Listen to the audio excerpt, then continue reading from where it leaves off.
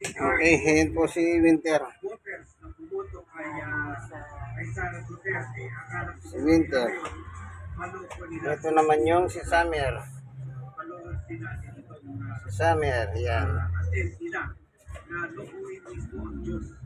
Hindi pa ka nag-apologize sa Kekokeks, welcome back. Ito yung isa. Hindi pa ka na-apologize si Duterte to the Catholics and to God himself for calling him stupid.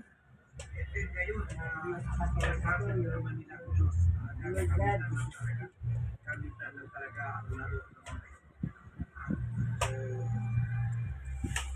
The good news is that mahaba-haba rin yung panahon si Duterte sa kulungan.